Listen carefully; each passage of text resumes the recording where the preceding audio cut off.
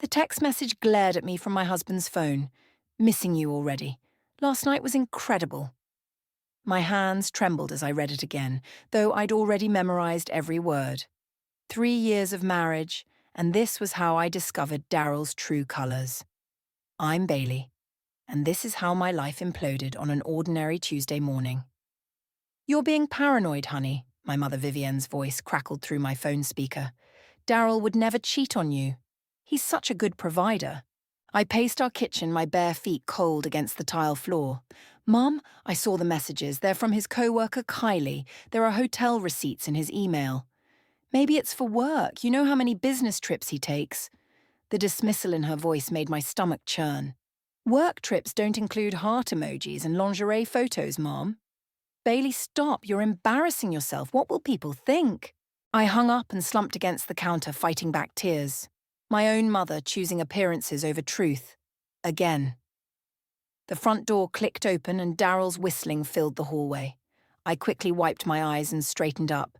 Hey, babe! He strode in, all perfect smile and designer suit. You're up early. Couldn't sleep. I watched his face carefully. How was your late meeting last night? His smile didn't waver. Productive. We finally closed the Henderson deal. Really? At the Marriott downtown? The briefest flicker crossed his face before he recovered. What are you talking about? I held up his phone. You left this on the counter this morning, forgot to lock it. The colour drained from his face. You went through my phone. Don't you dare make this about privacy, Daryl. How long have you been sleeping with Kylie? He ran his hands through his hair, switching tactics. Baby, it's not what you think. She's just... Don't.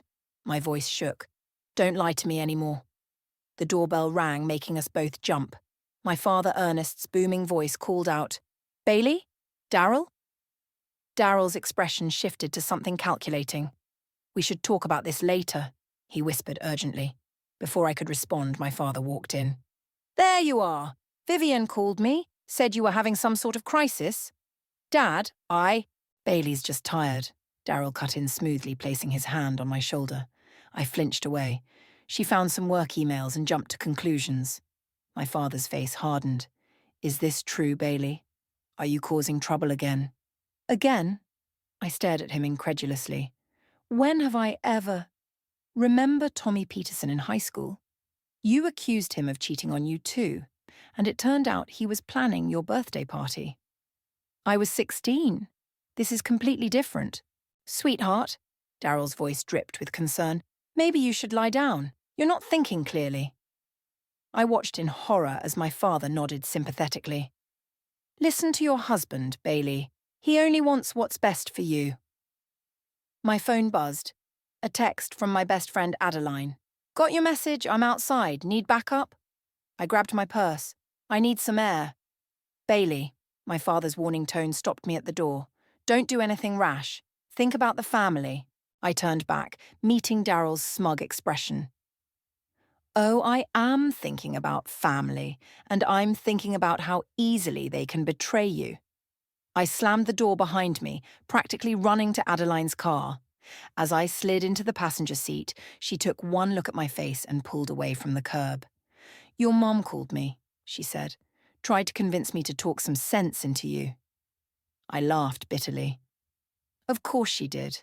Heaven forbid their perfect son-in-law's reputation get tarnished. So, what's the plan? I pulled out my phone, opening the screenshots I'd taken. First, we're going to the bank. There's something weird about these messages. Kylie mentioned something about the account being ready. I need to know what they're hiding. And then? I thought about Daryl's smug face, my father's dismissal, my mother's denial. Then we're going to burn their perfect little world to the ground. Adeline grinned. Now that sounds like a plan I can get behind. As we drove away, I caught a glimpse of Daryl watching from the window, phone pressed to his ear. Let him scramble. Let him worry.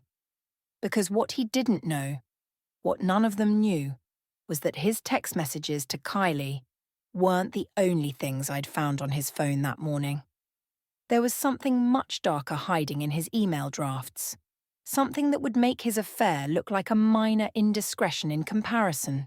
Account number 547891. The bank teller frowned at her screen. I'm sorry, but I don't see any joint accounts with that number. It has to be there, I insisted, showing her the screenshot from Daryl's phone. Could you check again? She shook her head. The only accounts I see are your personal checking and the joint household account. Adeline squeezed my arm. Try his name alone. I'm sorry, but I can't access accounts where you're not listed as an owner. Walking out of the third bank that morning, I kicked a trash can in frustration. Dead end. Again.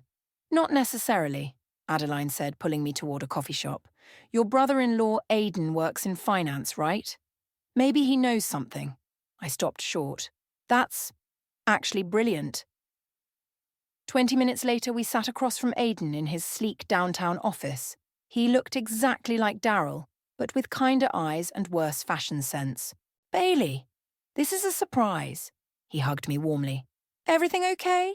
Daryl mentioned something about you being upset this morning. Did he mention why? Aidan shifted uncomfortably. He said you weren't feeling well, might be making some accusations. Show him, Adeline nudged me. I handed over my phone. Aidan's face darkened as he scrolled through the messages. That son of a... I'm so sorry, Bailey. I need your help, Aidan. There's something weird about their messages. They keep referencing an account, but I can't find it at any local banks. He frowned.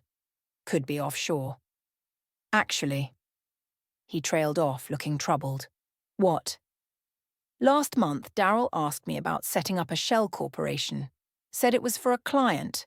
I gave him some basic information, including a contact in the Cayman Islands.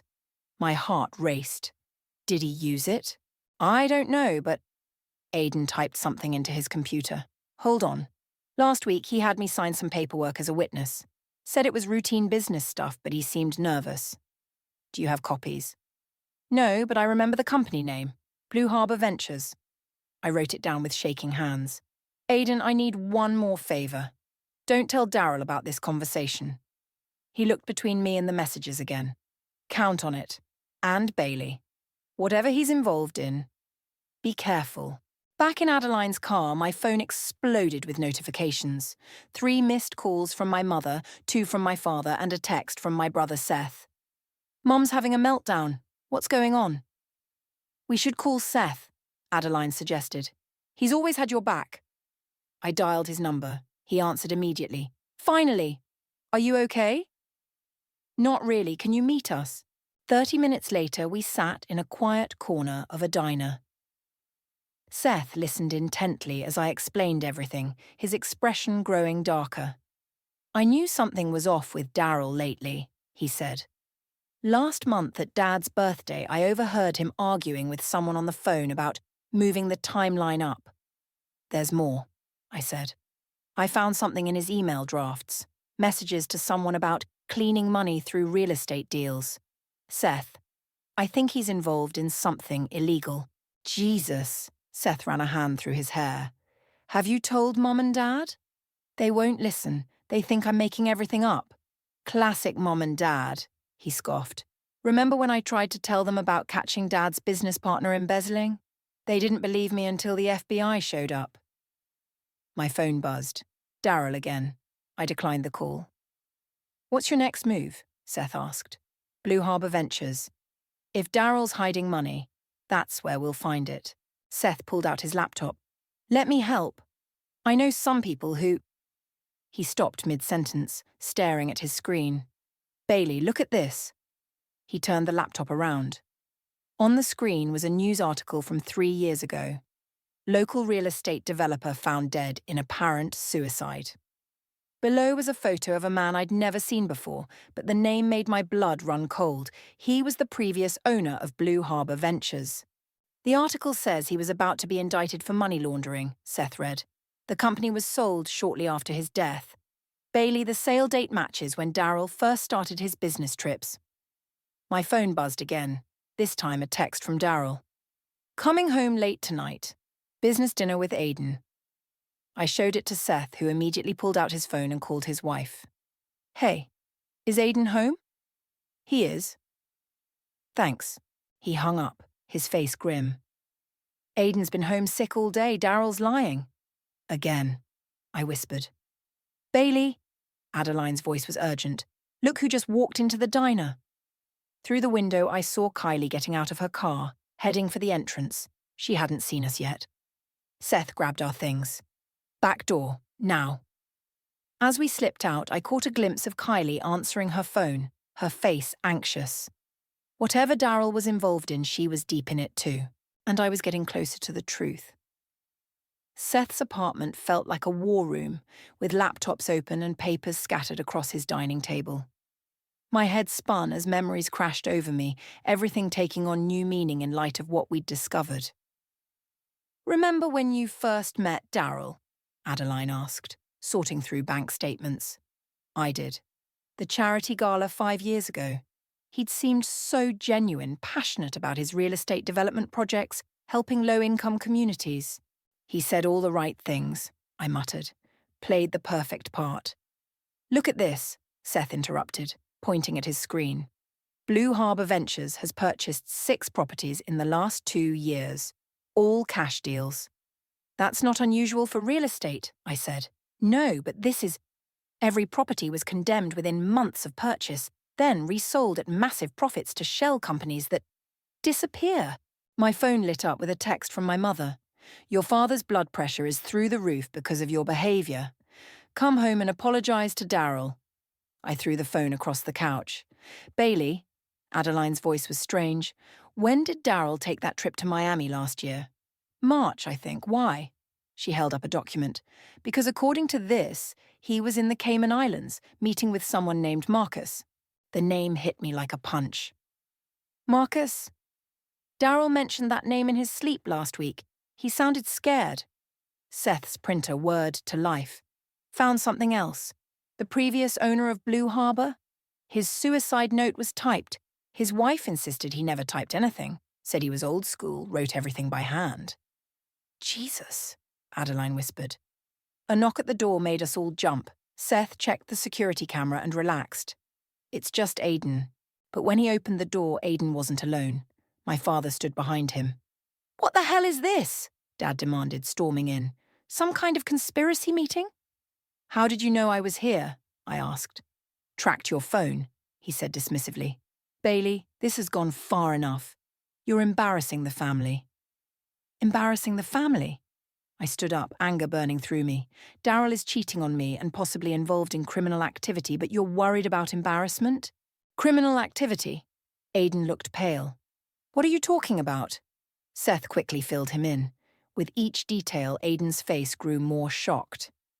The Shell Corporation paperwork, he said slowly. There was something else. A list of offshore accounts. I thought it was weird, but Daryl said it was standard practice for high-end real estate deals. Ernest, Seth turned to our father. You have to see this isn't normal. Dad's face reddened. All I see is my children trying to destroy a good man's reputation. Daryl has done nothing but provide for this family. He even helped me secure investors for my retirement fund. Something clicked. What investors, Dad? Through Blue Harbour. Daryl set it all up. Guaranteed returns, tax-free offshore accounts. The room went silent. Seth and I exchanged horrified looks. Dad, I said carefully, did you give Daryl money to invest? Of course I did. Your mother and I both did. Our entire retirement fund. My legs gave out. Adeline caught me before I hit the floor. How much? Seth demanded. 2 million. Dad's voice wavered for the first time. Why? What's wrong? Before anyone could answer, my phone buzzed with a text from an unknown number. Back off, Bailey, or the next suicide won't be faked. I showed it to Seth, whose face hardened. Dad, sit down. There's something you need to see. For the next hour, we walked him through everything, the properties, the shell companies, the suspicious death. With each revelation, his face grew grayer. This can't be right, he kept saying. Daryl wouldn't... He would, Aiden's voice cracked, and I helped him. God, I signed those papers without even reading them. Another text lit up my phone, from my mother. Daryl just came by, says you're spreading vicious lies. How could you do this to us? Mom's retirement fund, I whispered. All their savings. We need to go to the police, Adeline said. No, Seth and Aidan spoke simultaneously. Not yet, Seth continued. If Daryl suspects we're onto him, that money disappears forever. We need proof first. I might know where to get it, Aidan said quietly. There's a property Daryl never lets anyone visit. An old warehouse on the east side. He keeps it off all official records, but I saw the deed once. Then that's our next stop, I said, standing up. Bailey. My father's voice stopped me. He looked suddenly old, defeated. I'm sorry, I should have listened. I squeezed his hand. We're going to fix this, Dad, but first, we need to find out exactly what we're dealing with. What we didn't know then was that the warehouse would change everything and put all our lives in danger. The warehouse loomed before us in the fading daylight, its broken windows like dark, empty eyes. Seth pulled his car around back, killing the engine. Security cameras, Aidan pointed out, but they're fake. Daryl had me order them last year, just empty shells to scare people off. How do we get in? I asked. Service entrance. Aidan led us to a rusty door. I saw him use this once, the code should be. He punched in numbers. The lock clicked. Wait! Seth grabbed my arm. Maybe you should stay in the car. Not a chance. Inside, our flashlights revealed mountains of filing cabinets and stacked boxes. The air smelled of mold and something else, something chemical. Over here, Adeline called out. She stood before a newer-looking door with a keypad. This looks important. Aidan tried the same code. Nothing. Try his birthday, I suggested. No. Wait. Aidan's face lit up. The date Blue Harbour was incorporated. He punched in the numbers. The door swung open. The room beyond was different. Clean, organised, with a desk and computer. File boxes lined the walls, each labelled with property addresses. Look for anything about Marcus, Seth said, booting up the computer. I grabbed the nearest box and started digging. The documents inside made my stomach turn. Fake inspection reports, forged permits, wire transfers to numbered accounts. Guys, Adeline's voice shook. These aren't just property records. They're proof of money laundering. Millions of dollars worth. Found Marcus, Seth announced from the computer. Multiple emails between him and Daryl. They're... Jesus. What? They're discussing how to handle the previous owner of Blue Harbour, the one who supposedly committed suicide. A noise from outside the room made us freeze. Footsteps. Hide, Seth hissed. We scrambled behind filing cabinets just as voices approached. The money needs to move tonight, a woman said. Kylie. It's not that simple, Daryl's voice replied. Bailey's digging. She got to Aidan somehow. Then shut her up. Marcus is getting nervous. He doesn't like loose ends. She's my wife. She's a liability like the last one. My blood ran cold. The last one? That was different, Daryl said. He was going to talk to the FBI. And now your wife is talking to anyone who'll listen. Fix it, Daryl, or Marcus will. Their footsteps retreated. The outer door clicked shut. We emerged from hiding, faces pale. The last one, Adeline whispered. Bailey, you don't think... The previous owner, Seth said grimly. They killed him. My hands shook as I pulled out my phone ready to call the police, no signal. We need to get out of here, Aidan said. Now. We grabbed what documents we could, but as we reached the outer door, headlights swept across the windows.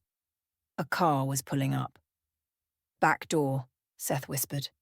We crept through the warehouse, hearts pounding. A door slammed outside. Check everything, an unfamiliar male voice ordered. If they've been here, I want to know. We reached the back door just as footsteps entered the warehouse. Seth eased it open, wincing at the creak. Did you hear that? The voice asked. Run! Seth pushed me forward. We sprinted across the parking lot. A shout behind us, then the crack of a gunshot. Adeline screamed. Split up! Seth yelled. Meet at the safe place. I ran with Aidan toward a fence while Seth and Adeline went the other way. More shots rang out. Up and over. Aidan boosted me onto the fence. I scrambled across, then helped pull him up. We didn't stop running until we reached his car, parked several blocks away. Shaking, I checked my phone. 1 bar of signal. Call Seth, Aidan gasped. The phone rang 4 times before Seth answered. We're okay. We're safe. Meet you there. 20 minutes later, we regrouped at Seth's friend's cabin outside town. As soon as I saw Adeline and Seth, I broke down crying. The documents, Seth pulled crumpled papers from his jacket. We got enough. Bank records, emails, everything. They tried to kill us. Adeline's voice trembled. They actually shot at us. My phone buzzed. Daryl. Where are you? Your mother's worried sick. Another text followed. Come home, Bailey. We can work this out. Then a third. Don't make this harder than it needs to be. Bailey. Seth gripped my shoulders. We need to take this to the FBI. Tonight. What about Mom and Dad's money? If we don't stop this now, more people will die. Aiden's voice was firm. Like the last owner. Like they're planning for you. I took a deep breath and dialed the FBI's number. As it rang, another text from Daryl appeared. Last chance, Bailey. Think about your family. I was thinking about my family. And I was going to save them from the monster they'd welcomed into our lives. Mrs. Brooks, FBI agent Sarah leaned forward in her chair. We've been investigating Blue Harbor Ventures for months, but we never had enough evidence to move forward. Until now. The federal building's interview room felt cold and sterile. Seth sat beside me while Aiden and Adeline gave separate statements down the hall. What happens next? I asked. We move carefully, Agent Sarah replied. Your husband has powerful connections. We need to coordinate with multiple jurisdictions, freeze accounts. My phone lit up. Mom again. Family emergency meeting. Now. Your father's not well. They're trying to lure you out, Seth warned. Agent Sarah nodded. We can protect you, but you'll need to stay in a safe house. What about my parents? We'll watch them too, but... The door burst open. Another agent rushed in, face tense. We have a problem. Someone tipped them off. Accounts are being emptied as we speak. How many? All of them, including the ones linked to the parents' retirement fund. My stomach lurched. No. There's more, the agent continued. Kylie Salazar just booked a flight to the Caymans. Leaves in 2 hours. Agent Sarah cursed. We can't touch her there. Not without a lengthy legal process. I can. I stood up. Bailey, no. Seth grabbed my arm. She knows everything, Seth, and she's about to disappear with our parents' money. It's too dangerous, Agent Sarah warned. Then arrest her. We don't have enough to hold her yet. The documents you provided are still being authenticated. I checked the time. The airport's 30 minutes away. I can get her to talk. Absolutely not, Agent Sarah said firmly. But I was already moving.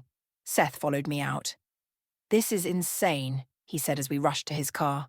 You don't have to come. Like hell I don't.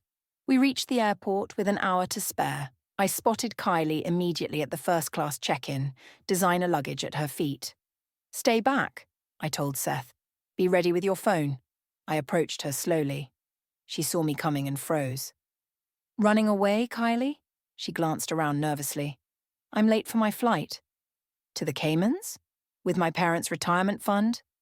I don't know what you're talking about. Really? Should we call Marcus and ask him? Her face went white. You don't know what you're dealing with.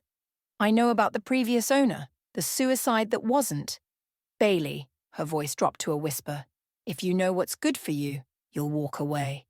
Like you walked away with $2 million of my parents' money. Better than walking away in a body bag. Is that what happened to Daryl's first wife? Kylie's composure cracked. What? You mentioned the last one at the warehouse, but the previous owner was a man. So who are you talking about? She grabbed my arm, pulling me aside. Stop digging, please. You have no idea what these people are capable of. Then tell me. She looked around again, then leaned in close. Daryl's first wife didn't die in a car accident like everyone thinks. She found out about the operation, about Marcus, about everything. My blood ran cold. Daryl killed her. Marcus did. Made it look like an accident, just like he did with the previous owner when he wouldn't play ball. Her eyes filled with tears. I didn't know what I was getting into. By the time I figured it out, I was in too deep. Help us stop them. I can't. They'll kill me. We can protect you. The FBI is already here. Agent Sarah's voice came from behind us. Kylie spun around to find herself surrounded by agents. How? Your phone, I said. Seth was broadcasting our entire conversation to them. Kylie's shoulders slumped. If I talk, I want protection. Already arranged, Agent Sarah said, leading her away. My phone buzzed one last time. Daryl, you've made a terrible mistake. Then another text from an unknown number. Smart girl, but not smart enough. Check on your parents. My heart stopped. I showed Seth the message. Go, Agent Sarah ordered. We'll send backup. We raced to our parents' house, breaking every speed limit. The front door was open when we arrived. Inside, we found Mom crying on the couch. Dad nowhere in sight. Where is he? I demanded. Daryl came by, she sobbed. Said he needed Dad's help with some urgent paperwork. They left 20 minutes ago. Where? The warehouse. Daryl said something about saving what was left of the retirement fund. Seth was already calling Agent Sarah as we ran back to the car, but we both knew we might be too late. The sun was setting as we sped toward the warehouse, and I couldn't shake the feeling that this time someone wasn't making it out alive. FBI's 10 minutes out, Seth said as we parked a block from the warehouse. We should wait. Dad doesn't have 10 minutes. I was already moving, staying in the shadows. 2 cars sat in the warehouse parking lot, Daryl's Mercedes and a black SUV I'd never seen before. Voices drifted from inside. Get closer, I whispered to Seth, but stay hidden. We crept to a broken window. Inside, Dad stood with Daryl and a tall man I assumed was Marcus. Dad's face was ashen. Sign it, Marcus said, pushing papers across a table. Transfer everything to the new accounts. Ernest, Daryl's voice was gentle, reasonable. It's the only way to protect what's left. What happened to the rest? Dad's voice shook. Your daughter happened, Marcus snapped. Her little FBI stunt triggered our fail-safes. Most accounts are already emptied. You promised, Dad started. I promised returns if you kept quiet, Daryl cut in. Bailey changed the game. Sign it, Marcus repeated, or your retirement fund won't be your biggest problem. Dad picked up the pen. My heart raced. Don't. I stepped through the door before Seth could stop me. Everyone spun around. Daryl's face darkened. Marcus reached under his jacket. Bailey, run, Dad yelled. Nobody's running. Marcus pulled out a gun. Though I'm glad you're here, Bailey. Saves us the trouble of hunting you down. The FBI's already on their way, I said. Then we'll make this quick. He turned to Daryl. Handle your wife. I'll deal with Daddy dearest. Daryl stepped toward me. You should have left it alone, Bailey. Like your first wife did? He stopped cold. Dad looked between us, confused. What is she talking about? Tell him, Daryl, I pressed. Tell him how you and Marcus murdered her when she discovered your scheme, just like you murdered the previous owner of Blue Harbor. That's a lie, Dad said weakly. Ask him about the suicide note, I continued.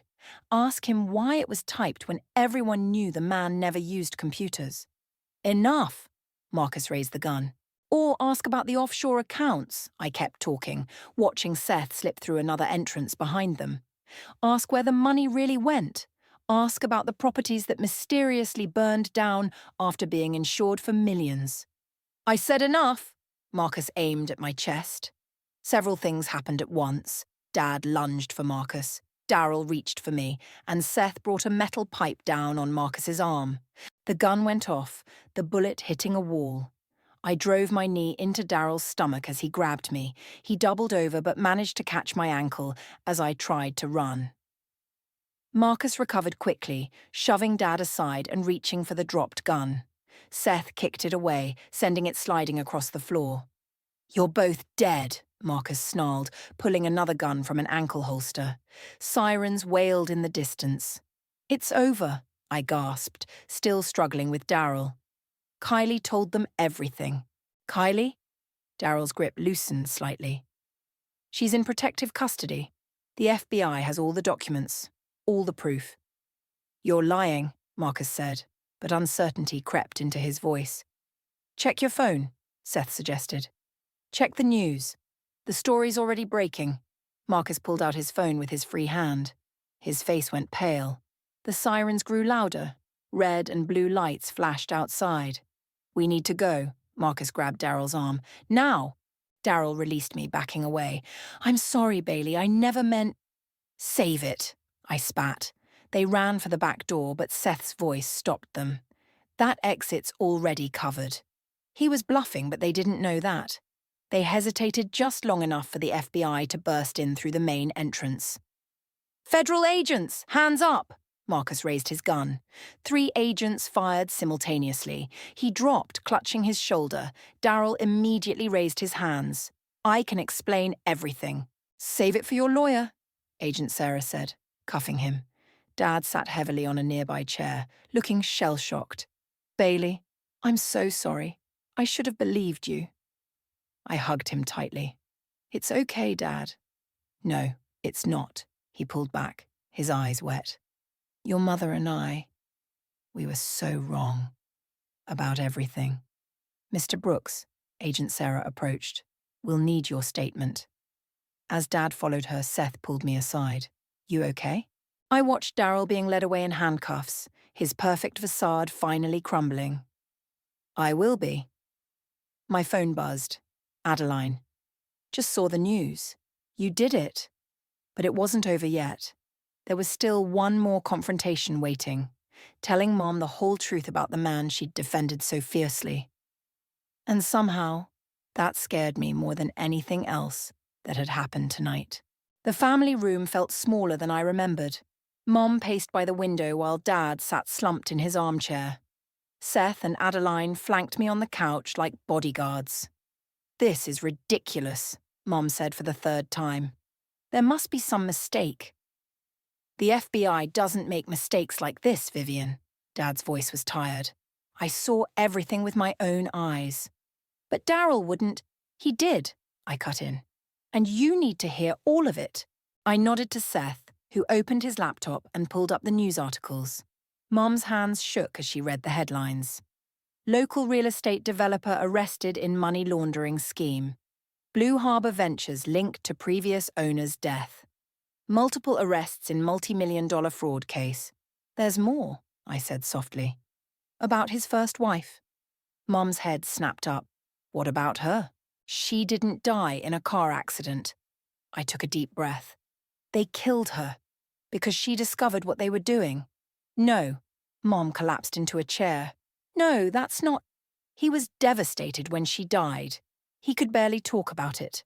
Because he was guilty, Seth said. The FBI found evidence in Marcus's files, emails discussing how to handle her, just like they planned to handle Bailey. They shot at us, Mom, I added. At the warehouse. They were going to kill me, too. Mom's face crumpled. But he was family. We trusted him. I defended him to everyone.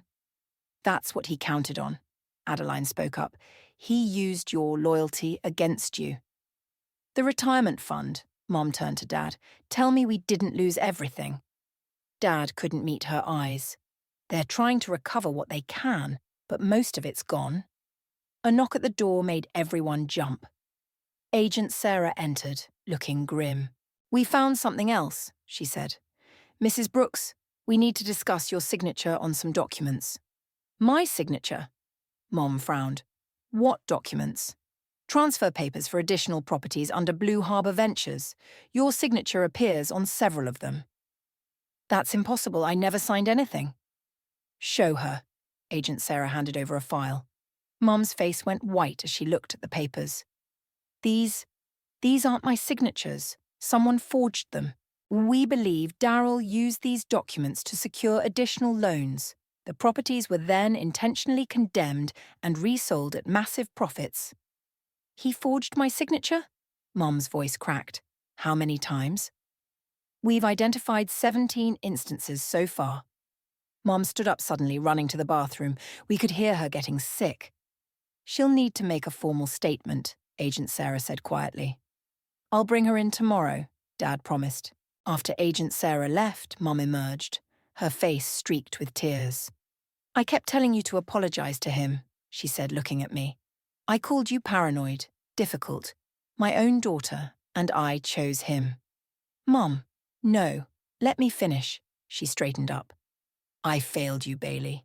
I failed this whole family. I was so concerned with appearances, with what people would think. We all were, Dad added. We let him blind us. The preliminary hearing is next week, Seth said. They want us all to testify. Mom nodded firmly. Good. I want to look him in the eye when I tell the truth. You'll have to face him, Adeline warned. Both of them. Marcus will be there too. I'm not afraid anymore, Mom said. I'm angry. My phone buzzed. A text from Aidan. Just finished my FBI interview. You need to see what they found in Daryl's private email. What is it? Seth asked, seeing my expression. I don't know, but Aidan's coming over.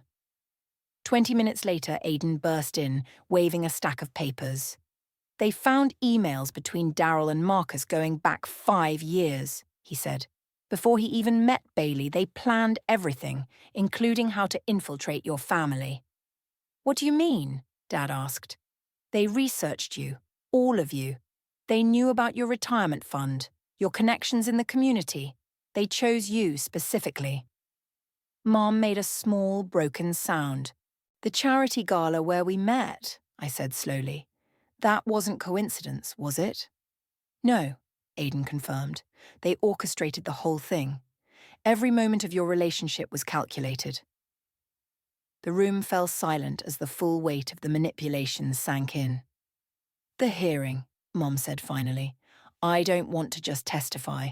I want to make a victim impact statement. I want everyone to know exactly what he did to this family. We'll all be there, Seth promised. Together, Dad added, taking Mom's hand. I looked around at my family, battered but unbroken. For the first time since this nightmare began, I felt something like hope. But I couldn't shake the feeling that Daryl had one last surprise waiting. Something we hadn't discovered yet. And I was right. The courthouse hallway buzzed with tension.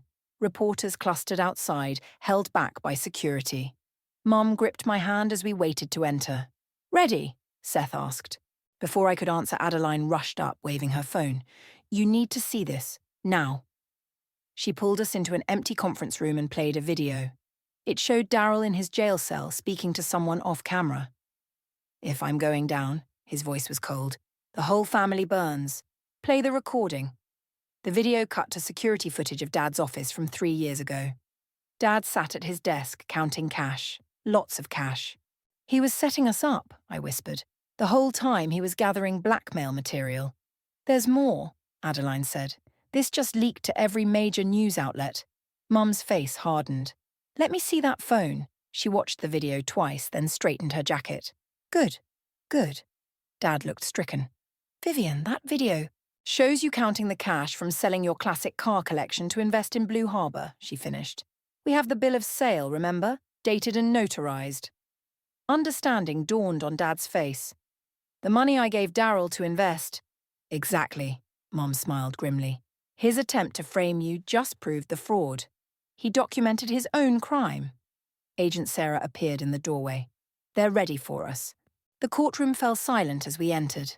Daryl and Marcus sat at the defense table, both in suits that couldn't quite hide their prison jumpsuits underneath. Daryl's eyes locked onto mine. I stared back, refusing to flinch. The proceedings moved quickly. Kylie testified first, detailing the money laundering operation. Then came the forensic accountants, the evidence from the warehouse, the forged documents. Finally, Mom stood for her victim impact statement. I trusted you, she began, looking directly at Daryl. We all did. You didn't just steal our money. You stole our faith in people, our sense of family. Her voice grew stronger. But here's what you didn't steal. Our strength, our truth, our ability to stand here today and make sure you never hurt another family again. Daryl's smug expression faltered. Oh, and that video you leaked this morning, Mom continued. Thank you for providing documented proof of exactly when and how you took our money. The prosecutors are especially grateful. Marcus cursed under his breath. Daryl's lawyer looked like he might be sick. The judge's verdict was swift and severe. 25 years for Daryl, 30 for Marcus. Full restitution ordered. As they led Daryl away, he called out, Bailey, wait! No, I cut him off. You don't get to speak to me anymore. Not ever again. Outside the courthouse, reporters swarmed us. "Mrs. Brooks," one called out, "how does it feel to know your husband orchestrated this entire fraud?" "Ex-husband," I corrected. "And it feels like justice." "Mr. and Mrs. Brooks," another asked my parents, "what about the video released this morning?" Dad stepped forward. "That video shows me selling my prized possessions to invest in what I thought was my son-in-law's legitimate business. Instead, that money funded his criminal enterprise. But today, justice was served." Back home, we gathered in the family room, the same room where this all started. But everything felt different now. "The FBI found most of the money," Seth announced, hanging up his phone. "It was hidden in accounts under the names of Daryl's shell companies. They're working on returning it." "All of it?" Dad asked. "Almost. Enough." Mom touched the divorce papers on the coffee table, signed, filed, and finally finished. "What now?" "Now," Adeline said, "we celebrate. You all deserve it." First, I picked up my phone. One last thing. I pulled up my social media and typed, "To anyone who's ever been gaslit, disbelieved, or manipulated, your truth matters. Stand strong. Justice is possible. Trust yourself." "Post it," Mom said softly. I did. The responses flooded in immediately. Messages of support, similar stories, offers of help. A community of strength rising from the ashes of betrayal. "Bailey," Dad called from the kitchen. "Come see this." On the TV, breaking news showed Marcus being led into another police car. The headline read, "New evidence links Blue Harbor suspects to 3 additional deaths." "It's really over," I breathed. "No," Mom corrected, putting her arm around me. "It's just beginning. We're stronger now, wiser." "And together," Seth added. My phone buzzed one last time, a message from an unknown number. But this time I didn't feel afraid. I deleted it without reading it. Whatever Daryl had left to say, whatever secrets were still hidden, they didn't matter anymore. We had our truth, our family, and our future. And that was everything.